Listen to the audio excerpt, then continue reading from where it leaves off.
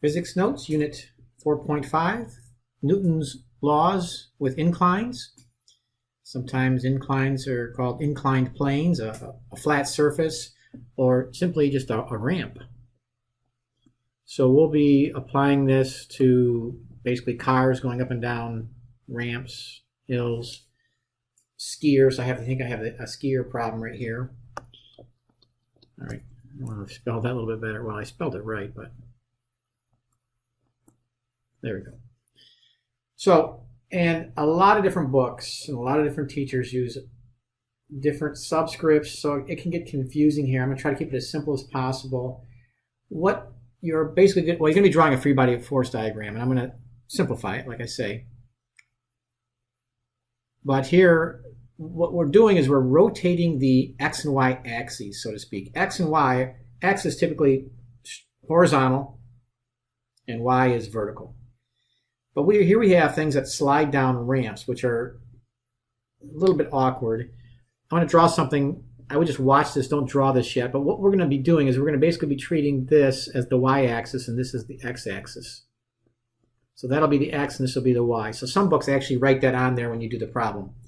I'm not going to do that. You just have to visualize. Basically, you're taking your Cartesian coordinate system and just rotating it a little bit. I'm going to give you a shortened version of that. Now, we're going to start here without friction. And we're going to have lots of problems. We're going to have cars. I think there's a piano problem. There's a hockey puck problem. There's a skier problem that we'll do in a minute. But basically, you can draw your object as a rectangle. You can even draw it as a dot, like we said before. If you try to draw it in a fancy way, sometimes that confuses the problem. So whatever this object is, you can draw it as a rectangle. I almost always draw it as a rectangle. Then I take the middle spot. Okay, what we want to do is draw the free body diagram. And like always, we have the force of gravity straight down. So I could label that the force of gravity. Sounds like I have a train in the background. I don't know if you can hear that. But anyways, force of gravity straight down. Now, because I'm trying to simplify this problem, W is the weight, and I'll put this off to the side. You don't need to write this down. W equals mg. Weight is the force of gravity, and we're going to be calculating the weight, W. Here I'm just going to do it symbolically. So instead of calling it the force of gravity, it's implied that's W. That's just W. All right, so there's always W straight down. Then when you're sitting on any kind of surface, on a flat surface, the surface pushes up on you. I'm sitting in this chair right now. The chair pushes straight up on me. If you're standing on the floor pushes straight up on you. And I've already said that that's called the normal force. And a lot of books call it N. Like this book, I call it F sub N. But in this case, the ramp, so here's where it gets geometrical. That arrow that I just drew there is perpendicular to that ramp. It's not straight up towards the top of the page. It's perpendicular. If I drew it, it'd be perpendicular to that rotated x-axis. But that is our normal force, F sub N.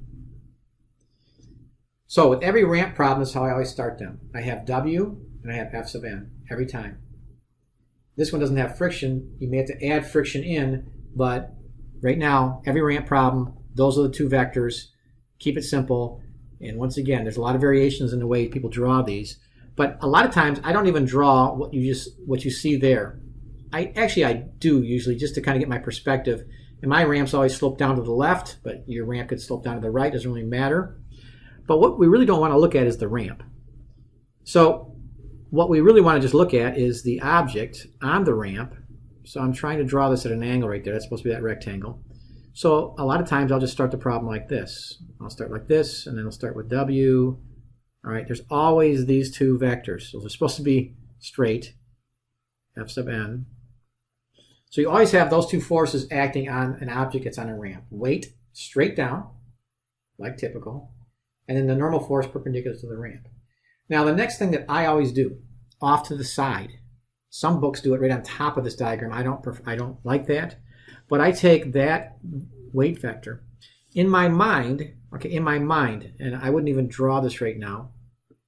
I guess you can if you want. Just be very careful here. Draw this with dashes. In my mind, I'm thinking this. Yeah. Sometimes I do draw this. I'm thinking this. I'm thinking I make this triangle, and this line that I made right here is an extension of f sub n. It's lined up with f sub n perpendicular to the ramp. And then this little line down here at the bottom is parallel to the ramp. And this little angle right here is a right angle. Okay, so put this off to the side. But what I don't want to do is draw any more solid lines on there right now, any solid arrows. What I do is I take the W that's straight down. Okay, I'll just draw it again right here. And I'm not going to draw the free body diagram. I'm just going to draw W. And you can calculate W. If given the mass of the object, you just multiply by 9.8.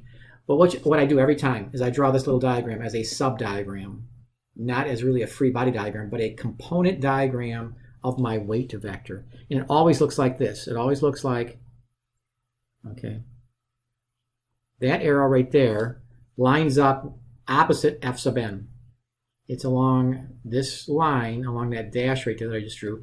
All right, that vector there. And then I draw this vector, a little off the page here, hang on. There we go. Okay. So I have a triangle. And in that corner there, I have a right angle. Excuse me. So this is a right angle. So geometrically, okay, that's a triangle, 3 sides. W is the hypotenuse. Very important that W is the hypotenuse of that triangle. And the right angle is where I've indicated it there. Then what I do is I call this, once again, every book does it different. I call this W sub n. I usually use lowercase n. And n means normal. You can make it uppercase n if you want. And I call this W sub p for parallel. I'll write it out right now. I usually don't write the whole word. Because that little vector right there, that little red vector at the bottom there, is parallel to the ramp. And this W sub n, and I can spell it out, normal. All right, that's the component of the weight that's normal or perpendicular to the ramp, and the component of weight that's parallel to the ramp. Sometimes in some books they'll put like that little upside down T for perpendicular or normal, and they'll just use 2 parallel lines down here for parallel. I think that's what your book does. It just puts 2 little parallel lines for parallel. But it turns out that this angle right here is theta. That angle up right there in that corner between the normal, W sub normal, and W is the angle of the ramp every time. So whatever angle your ramp is, like the skier we will have here is going to be 25 degrees. That will be a 25-degree ramp angle. So I'm going to use notes now. I didn't fill in up here at the top. But so it turns out then W sub n, I guess I have a capital letter there. It doesn't really matter whether you have a capital or a lowercase n. W sub n is the component of weight perpendicular to the plane. This contributes to friction, which will be studied more in depth in a couple units from now. But we all have a conceptual idea of friction. Friction slows things down. We're going to start off without friction here. But eventually we will add friction, and that will be important with the normal force. W sub p is the component of weight that's parallel to the plane, because p means parallel. This contributes to the acceleration, or to the F net, because F net is connected to the acceleration. So I could parenthetically put F net. It contributes to it's part of F net, so it contributes to the acceleration. It's what potentially causes the things to slide or accelerate down the ramp, that component of the force. Once again, that's where we're going to use F net equals ma. That's how it connects to Newton's second law. Now, down here at the bottom, if you apply generic sine, cosine, and tangent, SOHCAHTOA, if you take the sine of theta, the way I draw it, that will always be W sub p, weight parallel, over W. If you look at that little red triangle here at the bottom, but you really don't even need to do this every time. You can take a shortcut. I'll show you the shortcut here in a second. In other words, W, if you do the math here, W sub p is always W times the sine of theta.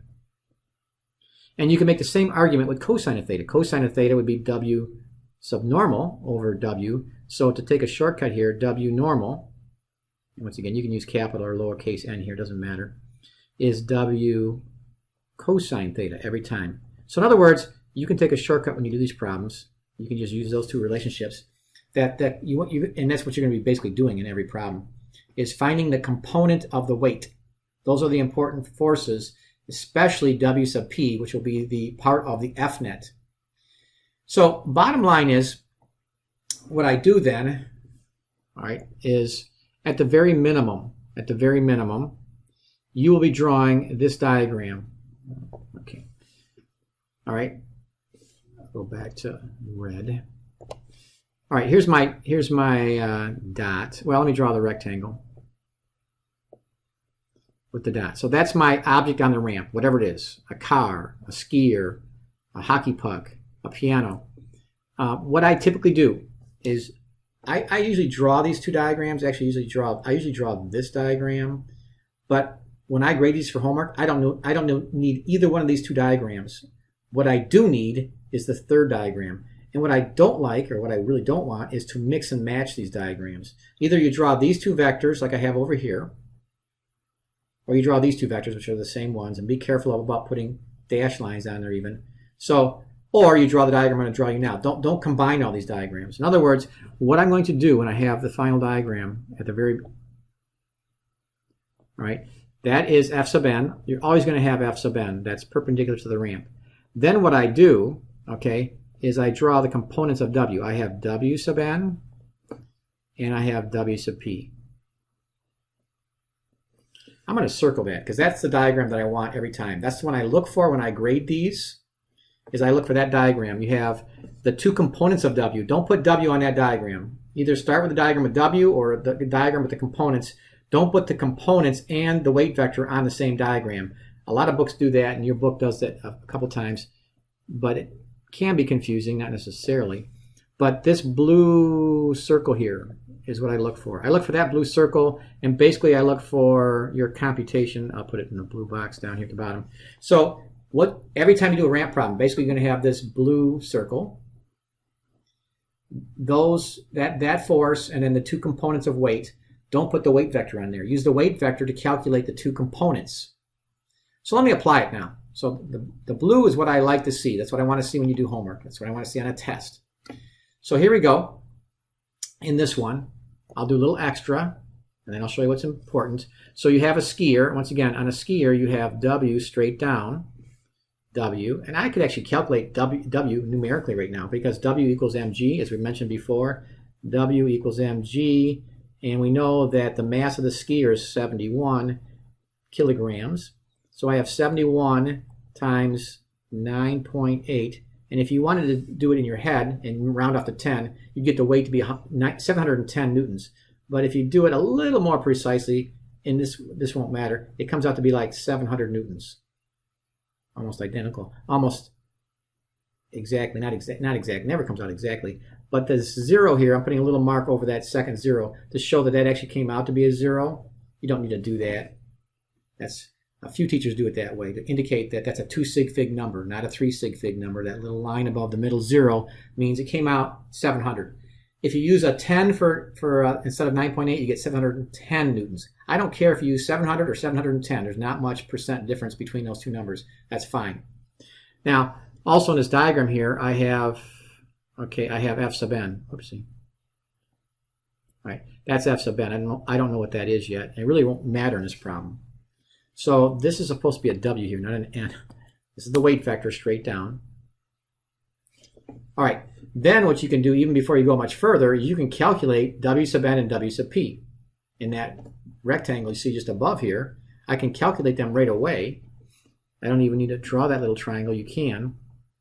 But it always turns out that W sub n equals W, which is 700. Well, I'll write it down. W times the cosine of theta. I'm doing this backwards. So that's coming from this box up here. So you just have that written down. The normal component is going to be W cosine theta. So W sub n is going to be W, which is 700, times the cosine of 25, because that's what we were given in this problem. So W sub n, 700 times the cosine of 25 gives me 630 newtons. I hope that's right. Doesn't really matter because I'm not going to use it, but it actually would matter if we had friction. But that's W sub n. We want to get it right. And then W sub p is going to be 700 times the sine of 35. And when you do the math there, W sub n comes out to be almost right on 300. W sub p, the parallel, and this is the more important component in this case, 300 newtons. And I'm going to put a line over that 0. You don't need to do that. And if you want 3 sig figs, like it comes out to be 304 or 303 newtons, that's fine. Just don't go to 4 sig figs. But technically, you want 2 sig figs here. Okay, that's W sub p. So that's using these two concepts up here. So what I typically do is I look at that first diagram, I draw it, or that was kind of given to me, and then the important diagram. And that is this diagram here, where you have your object, your skier, that's going down the hill. And the hill is 25 degrees. We already dealt with that. But what I want, okay, every problem, okay, you're always going to have F sub n, which we don't know yet. Actually, I do know that F sub n is going to be 630. I'll come back to that. But here's the important diagram. I want to get rid of W. I already just did the computation to get rid of W. I'm going to replace W with the two components. So I do not want to draw W on this diagram. I want to draw W sub n. And W sub n is 630 newtons. I already calculated that. That's W sub n. And W sub p. W sub p is what's going to pull this skier down the hill, so to speak. It's going to accelerate using F naught equals ma. That's 300 newtons. All right. That's a 300 Newton force that will cause the skier to slide, to accelerate down the hill. All right, also not important, but it will be important in the next unit, that perpendicular to the hill, there's no acceleration. The acceleration is all down the hill. So Fn will be 630 newtons. Fn will be 630 newtons. It will equal W sub n. Don't need to know that, but that's a fact. Important later.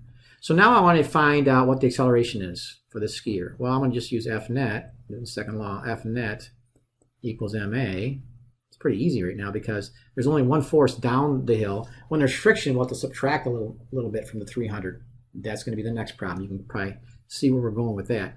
But F net, there's only one force, that is F net. 300 equals this mass, which is what, 71 kilograms times the acceleration. So the acceleration is 4.2 meters per second squared. That's part A. That makes some sense because it's about half of what gravity is, and it's a slippery hill. It's actually a pretty steep, 25 degrees, and your acceleration is less than half of gravity. All right, part B now. What is the speed at the bottom? Well, at the bottom, now what we have to use is our uniform acceleration equations, which I forgot to write down here. So you got to look back at those 5 equations. And you got to do the uniform acceleration, in other words, v sub 0. V sub 0, well, she's starting from rest, 0 meters per second. And we're looking for the v final at the bottom of the hill. The acceleration we know is 4.2 meters per second squared. All right. And what else do we know? We know the length of the hill. She's going to be accelerating delta x equals 150 meters. That's how long the hill is. So we have to look back in our notes at those 5 uniform acceleration equations. And hopefully I can remember them off the top of my head. I think it might be the last one, the 5th one, that says that Vf squared, I know the equation, I can't remember the numbers. The numbers don't really matter. Different books have them in different orders anyways. But I do know that V sub f squared equals V sub 0 squared plus 2a delta x. That's supposed to be a delta x there. It's 2a delta x. That's the equation. You can look that up. 2a times delta x. All right. So Vf squared, I'm looking for Vf. Vf squared. And Vi is V sub 0, the initial velocity is 0. So I just have 2 times my acceleration, which is 4.2, times 150. Make sure it's meters, which it is. And multiply those numbers together, it's like 8 times 150, but then take the square root. That's a common mistake, forgetting to take the square root. So VF, the velocity after you take the square root of all that, it's 35 meters per second, which is, it maybe doesn't sound fast, but it's like close to 80 miles per hour. And that's going to be quite a bit of speed. If you're on skis going 80 miles per hour, that's a high speed on skis. In reality, you don't get up to that. In this case, you don't get to that speed because there is some friction slowing you down, whether it's friction with the skis in the snow, which is minimal, but some, it'll slow you down a little bit, and air friction. But actually, some of these, like alpine skiers or some of the skiers in the Olympics, they probably get up to that speed, and it's quite exhilarating if you're a skier at that speed. Skiing is kind of fun, and that's a high speed on skis, but it could be pretty dangerous. Anyways, so that's applying Newton's laws, specifically the second law, to inclines. Make sure you draw this diagram right here. This is the important diagram to draw every time. And then there's going to be friction we might have to add to this diagram, which we will do in another example. But keep those handy, this diagram and then these two equations to calculate the components of the weight vector.